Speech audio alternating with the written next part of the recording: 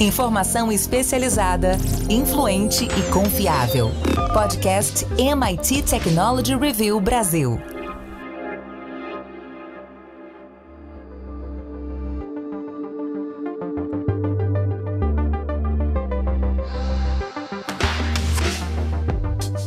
Olá, eu sou André Miceli e esse é mais um podcast da MIT Technology Review Brasil.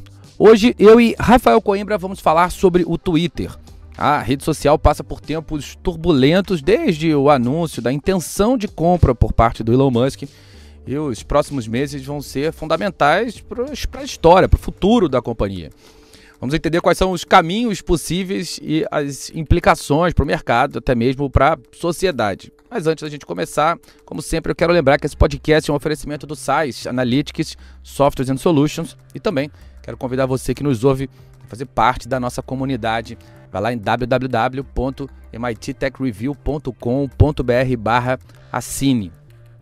Rafa Coimbra, dia 4 de novembro, rolou uma onda de demissões no Twitter. E logo depois dos anúncios, algumas pessoas começaram a ver pequenos sinais de que algo estava errado com o site. E esses primeiros sinais começaram através dos retweets. Os retweets foram a funcionalidade inserida lá em 2009. As pessoas já faziam, copiando e colando o nome, o usuário daquelas outras pessoas a quem elas queriam referenciar e de quem elas estavam copiando o Twitter, para dar crédito àquelas pessoas e depois disso ganhar a prática, o Twitter inseriu no software. E isso se tornou uma das mecânicas mais comuns na ferramenta.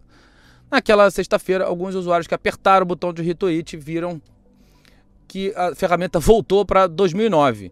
Os retweets manuais, como eles eram chamados na época, eles estavam de volta. Bom, inicialmente foram demitidos mais ou menos a metade dos 7.500 colaboradores, e tem muita especulação, inclusive sobre o formato dessa demissão. Agora, algumas pessoas do mercado dizem que 2/3 já foram. Os números estão variando bastante, existem muitas discussões sobre os meios, as implicações e sobre o futuro da empresa. Alguns colaboradores e ex-colaboradores, Rafa, têm uma visão de que a empresa está ruindo. Por quê? Porque, André, o Twitter está sendo, ele foi, né, nesse primeiro momento, desmontado, né, pelo menos a parte de recursos humanos. Então, pessoas que estavam ali, alguns engenheiros, alguns programadores, há cerca de 10 anos, o que é muita coisa para uma empresa de tecnologia. Então, são pessoas que têm a memória do que se passa ali dentro e, obviamente, controlavam aquilo, administravam no dia a dia. E tem também uma tentativa agora, a gente não sabe muitos detalhes, mas o Elon Musk está fortemente querendo também reduzir o custo de infraestrutura, servidores, o que ele puder cortar, ele vai cortar, porque a gente tem que lembrar que o Twitter não é uma empresa lucrativa. Ele, Elon Musk, se endividou para poder comprar o Twitter por 44 bilhões de dólares, então ele está realmente ali passando a faca nesse momento inicial. Eu, André, estava mais preocupado uns dias atrás, mas eu coloquei como teste aqui, né, sem nenhuma comprovação científica, mas no sentimento pessoal, que a Copa do Mundo seria o grande teste. Você falou aí dos retweets que caíram, que deram problema, mas eu não vi, pelo menos até agora, nenhum registro de algo como acontecia lá no início do Twitter, da tal baleia azul. O Twitter simplesmente saía do ar, dava ali um bloqueio, caía a rede, e era uma piada, as pessoas iam para outras redes e falavam, olha, tá baleando o Twitter. Era quase que um verbo e que acontecia de vez em quando. Eu não vi isso acontecer, mesmo com um grande volume de tweets agora com o início da Copa do Mundo. Então, eu agora começo a ficar um pouco menos desconfortável, achando que pode ter problema pontual aqui ou ali, mas uma ruptura completa eu já não estou acreditando tanto. Até porque outro dia o Elon Musk, André, ele postou uma foto que eu achei muito curiosa. Ele estava com um time agora, né? O time que restou, poucas pessoas que restaram ali, mas ele estava ali com o que parecia ser um grande núcleo central. E ele postou um diagrama. Era um esquema, uma foto muito interessante que depois uma outra pessoa até transformou isso num diagrama digital para que a gente visse melhor, porque estava desenhado num quadro. E ali deu para perceber como o Twitter, ao longo desses anos todos, ele evoluiu do ponto de vista de esquema, né, da programação. Cada tweetada, o que acontece a partir dali, o que se desenrola na timeline de cada pessoa, misturando algoritmos, misturando a parte da publicidade, engajamento. Ele meio que tentou mostrar como é transparente esse processo e como ele está pensando em remodelar essa questão algorítmica, mas do ponto de vista estrutural, eu não tinha ideia de como é sofisticado, de como, né, a quantidade de quadradinhos, e olha que por trás de cada quadradinho daquele do diagrama tem, obviamente, muitos códigos, como hoje o Twitter é uma estrutura extremamente complexa do ponto de vista de programação. Por enquanto, a gente está vendo falhas pontuais e eu espero que melhore a partir de agora, né? Ele entrando ali, entendendo e se entendendo com o time que restou, mas eu não estou vendo essa ruptura tão catastrófica quanto algumas pessoas ainda estão apostando e quanto eu imaginava também alguns dias atrás. Agora, Rafa, vamos supor que essa visão catastrófica prevaleça. Qual seria o impacto do fim do Twitter, numa visão ainda mais apocalíptica, na memória recente da humanidade? O que isso poderia trazer para nós, enquanto sociedade, se nós, eventualmente, e de uma hora para outra, sem tempo para backups, perdêssemos todo esse registro, todo esse histórico? Essa é uma reflexão importante, né, André? Porque muitas pessoas usam o Twitter ali para consumir informação imediata, para conversar, ver o que está acontecendo no mundo, mas esse ponto que você traz, ele é fundamental. O Twitter hoje, ele é praticamente um livro de história, história com H maiúsculo no sentido mundial, escrito em tempo real. E aí tá lá, né, os acontecimentos históricos. Eu, por exemplo, a maior parte das notícias que eu fico sabendo em primeira mão surgem ali no Twitter. Muitas vezes por fontes oficiais. Então o Twitter carrega ainda essa característica de ser quase que uma identidade. Né? As pessoas têm ali, sobretudo, autoridades, políticos, governos, têm ali o selo de verificação. E aí quando é postada alguma coisa, aquilo ali tem quase que um valor oficial. É muito forte isso. E como você falou, vai se registrando a história. Os desdobramentos, né? Sai uma notícia bombástica. Mataram Osama Bin Laden. Sai ali primeiro no Twitter, aquilo começa a reverberar, as pessoas começam a questionar, por sua vez, as pessoas, as autoridades, por conta do que saiu no Twitter. Ele transborda também para as outras redes e fica um registro histórico. No momento em que isso se perde, né, nessa hipótese catastrófica do Twitter sumir, acabou. Quem não registrou, quem não salvou, quem não fez um print, não vai ter, né, a gente não teria, nesse caso, um registro histórico em forma digital. Então, existe um grandiosíssimo valor no Twitter enquanto registro histórico. Ele talvez algum dia vá ter um valor maior. É por isso, porque a gente vai achando que ele vai existir para sempre. E, na verdade, pode ser que ele não exista. Tem alguém guardando essas informações? Tem alguém fazendo um backup digital dessas informações? Mesmo que alguém faça, algum historiador, alguma instituição, obviamente não é completo, né? Essa instituição ou essa pessoa não vai ter acesso a esse registro como o Twitter tem hoje. Então é importante que a gente pense no que aconteceria caso o Twitter acabasse. Na minha visão, seria isso: um apagão momentâneo e duradouro, né? Momentâneo seria um choque para as pessoas, mas ao longo do tempo a gente perceberia como esse tipo de registro histórico faria falta para a humanidade. Não é exagero falar isso, é a memória da humanidade. Pois é, eu também acho. Acho que é engraçado até fazer esse exercício, né? Como seria perder essa história. A gente viu quando o Yahoo Groups, quando o próprio Orkut, o processo de desligamento dessas ferramentas é um processo até doloroso. As pessoas reviram, é tipo arrumar armário, né, Rafa?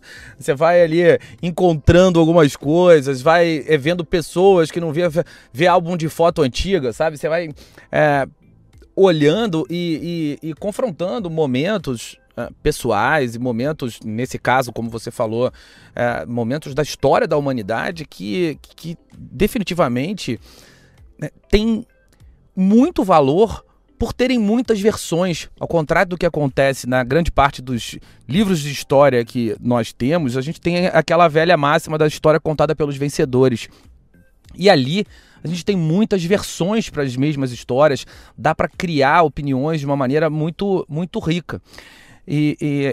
Vai ser realmente uma pena se isso acontecer. Eu tô no seu time, Rafa, acho que nada vai acontecer com o Twitter. Na verdade, tem uma visão bem oposta a essa visão apocalíptica que eu mesmo trouxe. Eu queria criar essa reflexão, especialmente para quem nos ouve também possa montar a sua própria visão, mas eu acho que a ferramenta tende a se modificar bastante, mas ela está longe de enfrentar esses cenários apocalípticos que vêm sendo especulados. O Elon Musk falou sobre implementar no Twitter um plano que ele tinha para o PayPal muitos anos atrás e que de alguma forma converge com aquela ideia de um super app. Ele também prometeu isso ao longo desse processo de idas e vindas na aquisição, na decisão da aquisição, e especulou-se que ele poderia incorporar meios de pagamento e de alguma forma ser o super app ocidental, da mesma forma que a gente encontra na China uma versão para todas as grandes soluções de tecnologia que a gente tem por aqui, e a ideia era fazer aqui uma versão do WeChat que faz muito sucesso por lá. Tem um mercado, existem sem dúvida nenhuma desafios gigantescos, não sei o quanto ele vai conseguir ainda novas rodadas de investimentos e o quanto ele vai estar disposto a brigar essa batalha, já que ele também decidiu competir em vários outros mercados que são altamente intensivos por capital, por estudo, por pesquisa, enfim, ele tem um caminho longo pela frente, mas eu tenho uma visão otimista em relação ao futuro da ferramenta. Se a gente olhar até os autores de inovação e gestão, desde Schumpeter, o capitalismo e a estrutura sobre a qual a gente vive hoje passa por esse processo de destruição criativa. O Michael Porter, o Clayton Christensen, todos os autores, inclusive os mais recentes, trazem essa visão de que uma empresa precisa se reconstruir ao longo do tempo. E aí, independentemente dos métodos, é um fato que ela está sendo reconstruída, a empresa Twitter está sendo reconstruída. O Peter Thiel deu uma declaração muito boa há pouco tempo também, falando para nunca apostarem contra o Elon Musk. Eu acho que ele, apesar desse comportamento caótico e eventualmente discutível sobre diversos temas, ele é um cara que se aproveita dessa visão de louco que desperta nas pessoas, mas tem ali mais estratégia do que pode parecer. Esse processo de reformulação e ajuste de cultura, como você trouxe, Rafa, vem acompanhado de executivos que querem realmente reformular a cultura da empresa, e ele vai fazer isso por completo. Não tem como reformular a cultura sem tirar as pessoas que estão ali. Ele tirou 2/3, vamos ver o quanto ele vai recontratar. A onda de contratações já começou. Essa questão da infraestrutura é uma questão importante. E também tem suporte na literatura para esse tipo de decisão. O Carlos Slim, da Telmex, ele fez isso de uma maneira muito contundente quando comprou as empresas de telecom aqui no Brasil, e faz isso recorrentemente nas empresas do seu ecossistema. Nossas referências brasileiras, Jorge Paulo Lemann, Beto Sicupira, também fazem algo parecido parecido quando compram as suas companhias. O guru de todos eles, o Bob Pfeiffer, daquele Como Dobrar Seus Lucros, fala sobre essa história de fecha tudo, vê o que de fato você precisa e aí aos poucos vai reabrir nesse caso com as questões de infraestrutura, vai recontratar ou eventualmente substituir alguns executivos que estejam mais alinhados com a visão política dele. Essa é uma questão importante. Tem ali uma agenda política que ele definitivamente abraçou. E aí, de novo, sem fazer juízo de valor, mas independentemente disso, dado que existe essa agenda, a empresa precisa estar minimamente alinhada com ela. É claro que a empresa não é uma seita, mas não dá para ter gente remando em direções diametralmente opostas, sob pena de ficar todo mundo parado no mesmo lugar. Então a gente vai agora começar a ver de novo aquelas discussões sobre os critérios mais claros, e o vínculo à liberdade de expressão, a definição sobre as questões de código aberto, os modelos de monetização associados aos verified accounts. Enfim, ele tem uma visão muito diferente de muitas coisas. Algumas para o bem, outras para o mal, mas é um fato que vamos ter um refresh no Twitter. Rafael Coimbra, minha visão é positiva sobre isso. Eu não gosto desse processo de pasteurização que as redes sociais vêm passando, todo mundo virando meio que um TikTok. Eu espero que a gente tenha uma alternativa de experiência que seja diferente no uso. E a nossa experiência numa plataforma qualquer é infraestrutura vezes a plataforma, a experiência de uso que eles vão nos entregar. Conteúdo visual mais conteúdo escrito. Se a gente tiver essas variáveis bem desenhadas e bem definidas, uma boa infraestrutura, um bom conteúdo visual e um bom conteúdo escrito, a gente tem uma estrada longa para o Twitter pela frente, Rafa. André, tem um componente adicional que para mim vai ser chave, né? Tá sendo e será chave. Eu não também coaduno aí da sua visão de que, do ponto de vista de infraestrutura e cultura, né? Diga-se de passagem, às vezes questionável, mas a gente tem que lembrar que o Elon Musk é o cara que já construiu uma montadora de veículos elétricos, a Tesla, e uma empresa espacial chamada SpaceX, e depois a Starlink. O cara colocou satélite mandando sinal para gente de internet aqui para a Terra. Não dá para desprezar. Por mais que ele seja caótico, o cara, ele tá fazendo. Então a gente tem que não pode menosprezar esse poder dele de que, de um jeito ou de outro, criticando ou não esse processo interno, ele faz acontecer. Então não dá para dizer que ele é um viajante, né? Tá chegando agora, marinheiro de primeira viagem. Mas eu estava falando, André, que para mim o maior desafio não é esse. O maior desafio para mim do Twitter sempre foi e continuará sendo um modelo de negócios. O Twitter depende hoje fortemente de publicidade, a receita principal ainda é essa. O Musk, nesse momento que a gente está conversando, ele anuncia que vai voltar lá os selos de verificação, vai ter agora um selo dourado para empresas, um cinza que é para governos e o azul que é para as pessoas. Ele quer cobrar $8 pelo selinho azul. Já digo ao Elon Musk que da minha parte ele não verá os $8. Eu tenho selo, se quiser tirar o meu selo lá, fique à vontade. Eu não vejo essa estratégia de monetização como algo que vá resolver, pode até momentaneamente dar uma injeçãozinha ali de dinheiro para o Twitter, mas não vejo isso como algo que vá salvar a empresa do ponto de vista de modelo de negócios. Algumas marcas, inclusive grandes marcas internacionais, anunciaram recentemente que estão se afastando, não vão colocar dinheiro em anúncios enquanto a coisa não se definir melhor. Então, o dinheiro que já estava faltando, ele provavelmente faltará ainda mais. Para mim, é uma questão de confiança, é uma questão, ele tem que correr para retomar essa confiança tanto do público, porque isso no fundo é audiência, se as pessoas começarem a sair da plataforma, ele vai perder a audiência, e retomar a confiança das marcas para que o dinheiro da publicidade entre, a não ser que ele pense em outras formas de monetização, como essa de modelo de assinatura, o que eu acho que no momento, num cenário global de juros altos, de inflação alta, o pessoal com pouco dinheiro, não sei se as pessoas vão querer pagar pelo Twitter, até porque existem concorrentes fora do Twitter. É claro que ele gera muito valor para muitas pessoas, mas não sei se isso sustenta.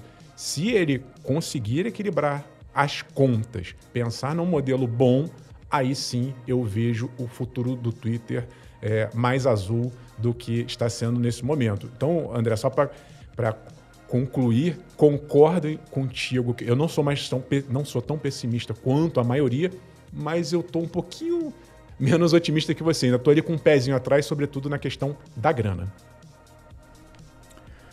É isso. Acho que, claro que esse não é um jogo fácil de jogar, mas, como você disse, ele está acostumado com coisa grande, coisa complicada. Ele sabe da onde buscar recurso e sabe também gerenciar grandes projetos. A gente nunca o viu diante de algo parecido, uma rede social, esse modelo de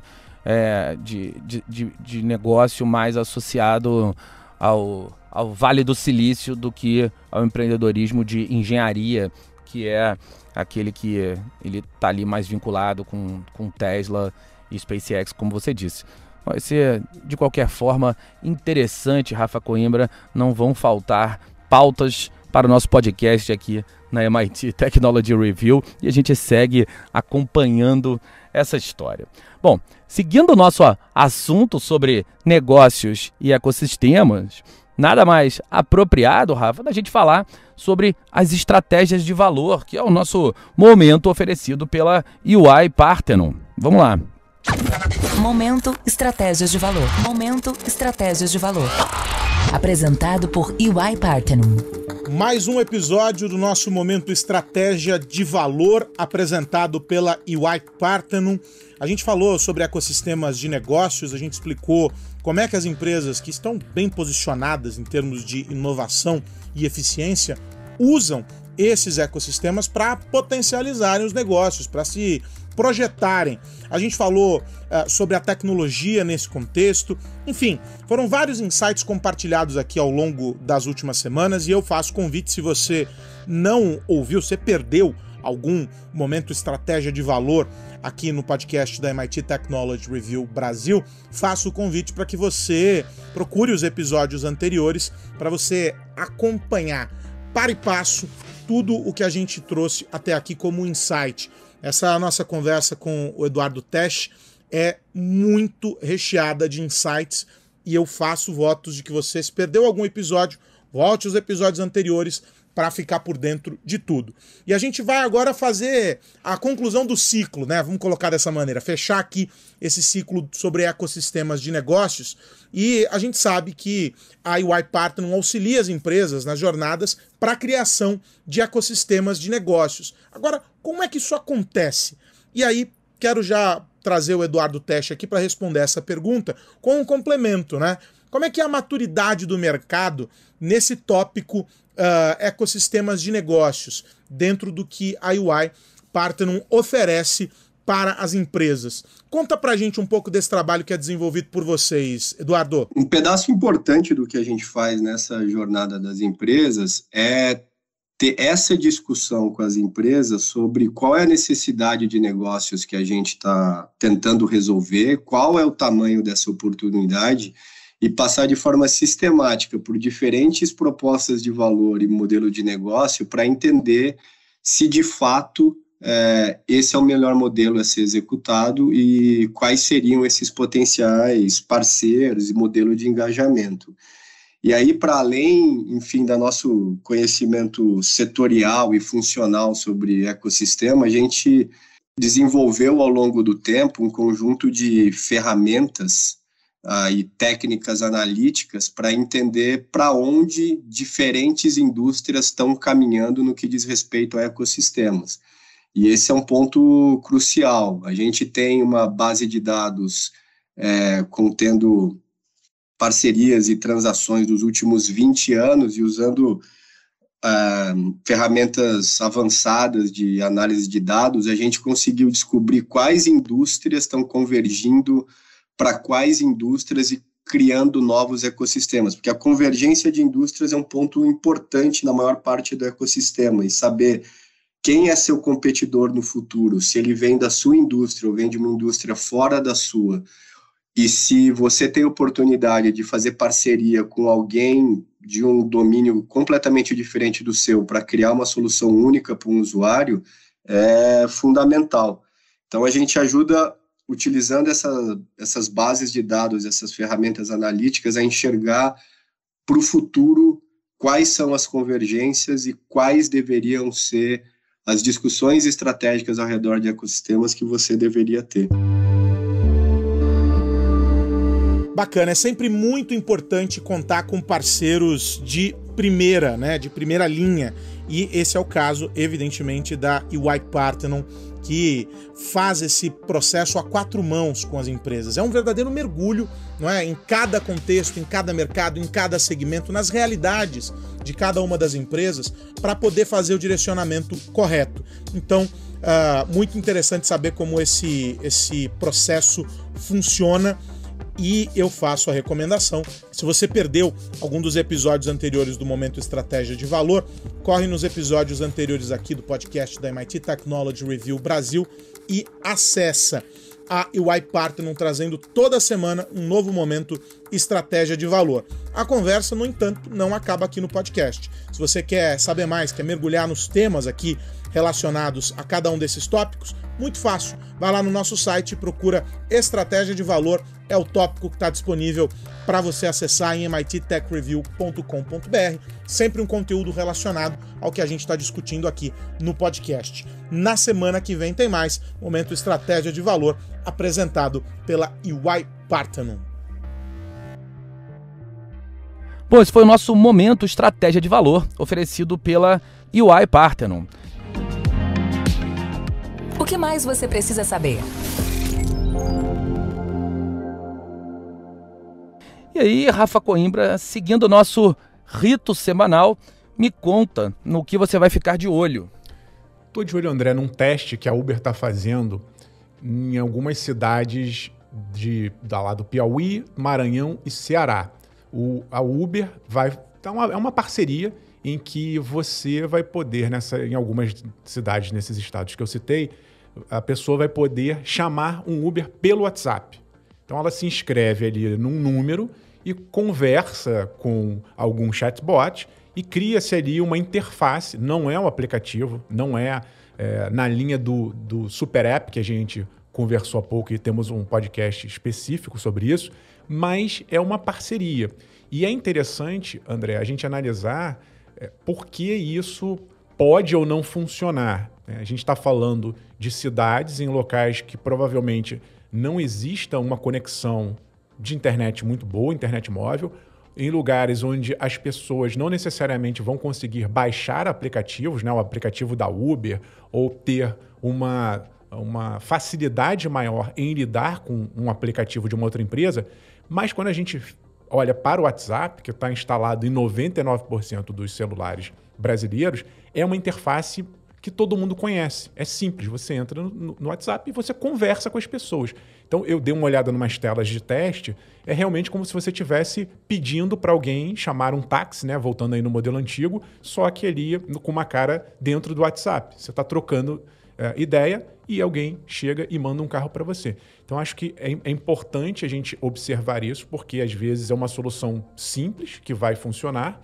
Chama atenção essa questão da desigualdade digital, ou seja, a gente tem lugares ainda no Brasil onde as pessoas não conseguem ter acesso a aplicações melhores, né, como em outras regiões do Brasil, e fica também essa possível lição. Eu disse que não é ainda a mesma coisa que um super app, mas vai que isso começa a funcionar bem e o WhatsApp começa a criar ali uma rede de colaboração, ainda que não incluindo ou criando o seu próprio aplicativo de transporte, mas se ela começa a criar ali um ecossistema tendo o WhatsApp como centro, isso é um jogo de ganha-ganha, né? As plataformas vão ganhar com essa parceria, mas eu vejo que o WhatsApp pode, quem sabe, virar esse grande centro e se tornar, né, e ampliar suas formas de monetização. A gente sabe que o WhatsApp faz parte do grupo Meta, que é Facebook, Instagram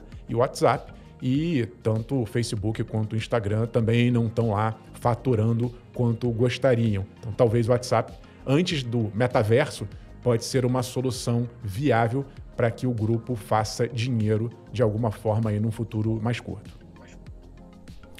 Faz muito sentido, Rafa. Bom, eu tô de olho, Rafael Coimbra, em como criar uma cultura de inteligência de dados. Uma cultura de inteligência de dados ajuda uma empresa a diminuir esse gap analítico, subir nesse degrau de maturidade de uso de dados, como diz o nosso colunista e amigo Ricardo Capra. A gente vai fazer um evento, Rafa, um webinar, que, olha só, você vai mediar, você vai trazer no dia 7 de dezembro. Eu quero convidar a galera que nos escuta, um evento da MIT Technology Review em parceria com o SAIS que oferece o nosso podcast. Vão estar junto com você o Eduardo Santos, que é Head de laboratório lá no Capra Institute for Data Science. Acabei de falar do nosso amigo colunista. Eles vão ser nossos parceiros nesse webinar. O Fernando Teixeira, que também é nosso colunista, é cofundador da Coro Martech, e o Rui Bueno, que é Pre-Sales e Customer Advisory Director no SAIS. Vai ser um webinar muito legal, que eu acho que faz sentido trazer esse convite aqui para quem nos ouve, porque essa questão de criação de cultura, que foi grande parte da nossa conversa de hoje, ela pode ser altamente facilitada pelas questões analíticas.